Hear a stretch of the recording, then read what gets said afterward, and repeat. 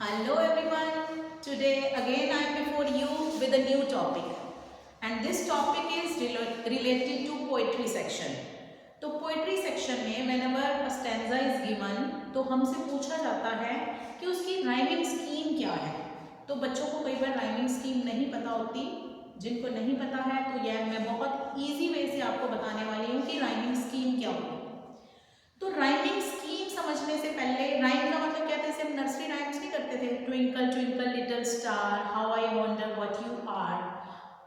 अब जो वर्ड है उसकी सेम साउंड आए उसको राइमिंग बोलते हैं, जैसे star, are, hat, cat, fun, bun, मतलब ये मिलते हैं। अगर आपसे स्टैंजा में पूछा जाए कि राइमिंग वर्ड्स बताओ तो आपने क्या करना है, स्टैंजा की लाइन पढ़ के उसका जो लास्ट वर्ड है जो राइम कर रहे हैं, जैसे फन बन राइम कर रहे हैं, आप लिख दोगे।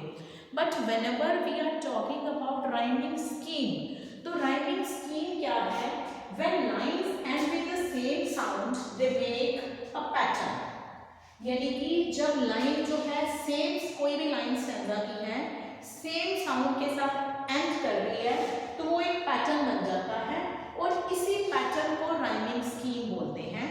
अब मैं आपको एग्जांपल से जब समझाऊंगी आपको समझ आएगा। जैसे ये मैंने एक पोएम की लाइन्स लिखी हैं, the sun wakes up the sky so bright, birds sing songs in the golden light, children run and laugh all day, chasing all their cares away. This is away, away,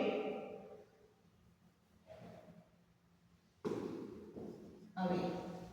अब इसमें हमने क्या करना है, सबसे पहले हमने हर लाइन का जो लास्ट वर्ड है उसको देखना है। सबसे पहले हमने इसका लास्ट वर्ड देखा, लास्ट वर्ड इसका है ब्राइट, तो ब्राइट को हमने ए जो है इसका राइमिंग स्कीम के लिए हमने इसको ए बोल दिया। उसके बाद लाइट, ब्राइट और लाइट दोनों सेम साउंड कर रहे हैं तो हम इसको अल्फाबेट का नेक्स्ट लेटर नहीं दे सकते क्योंकि दोनों की साउंड सेम है। अगर इस दोनों की साउंड सेम नहीं होती तो हमें अल्फाबेट का नेक्स्ट लेटर लिखना पड़ना था बी, लेकिन क्योंकि इनकी साउंड सेम ही है तो this is bright, light is again same, तो this is a. Next is day, next word is day.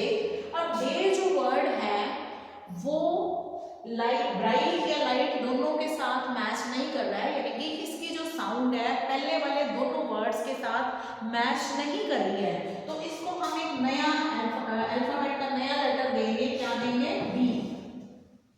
उसके बाद अवे, अवे और डे दोनों की जो साउंड है वो राइमिंग है, दोनों की साउंड मैच कर रही है तो इसको भी हम बी देंगे। तो यानी कि राइमिंग स्कीम में इस जो ये जो मैंने स्टैंजा लिखा है इसकी राइमिंग स्कीम क्या बनेगी, ए बी बी। अब ऐसे भी और पॉइंट्स हैं उसमें आपने लास्ट वर्ड देखना है। लास्ट वर्ड सपोज करो यहाँ पे आपका पहला ए आ गया, उसके बाद जो नेक्स्ट वर्ड है वो मैच नहीं कर रहा है तो मैंने उसको बी दे दिया। उसके बाद आपने थर्ड लाइन पढ़ी, थर्ड लाइन का लास्ट वर्ड था वो फिर फर्स्ट लाइन से मैच कर रहा है तो फिर मैं उसको बी दे दूंगी, और फोर्थ लाइन है वो फिर सेकंड लाइन से मैच कर रही है तो मैं फिर बी दे दूंगी। तो ये उसका फिर बन जाएगा ए बी, उसकी राइमिंग स्कीम क्या रहेगी, ए बी। और कई बार ऐसा होता है, मैं आगे आपको बताती हूँ, जैसे कि कई बार ऐसा होता है कि तीनों लाइंस के जो लास्ट वर्ड्स हैं वो मैच नहीं करते हैं। अगर तीनों लाइंस के सपोज करो पहला वर्ड आ गया प्ले, मतलब आपका कोई भी पोएम है उसका लास्ट वर्ड पहला है प्ले, उसके बाद फन, फन, फिर आ गया डिसाइड, गे। तो मैंने पहला वर्ड ए था, अब ये फन प्ले के साथ साउंड, इसकी जो साउंड है वो राइम नहीं कर रही है तो मैंने इसको बी दिया। फिर decide is again it's not rhyming with play, either with play और फन नहीं हो रहा है तो इसको मैंने सी दिया।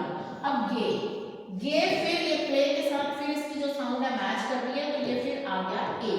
तो इसका जो राइमिंग स्कीम क्या बनेगी, ए बी सी ए, यानी कि स्टैंजा का सिर्फ और सिर्फ आपको लास्ट वर्ड देखना उसको अल्फाबेट का एक लेटर का उसको दे देना है कि जिसके साथ वो मैच कर रहा है, तो ये बन जाएगी आपकी राइमिंग स्कीम। तो ऐसे बी बन जाती है कई बार ए, फर्स्ट लाइन का जो लास्ट वर्ड है ए, वो तो ए आएगा ही आएगा।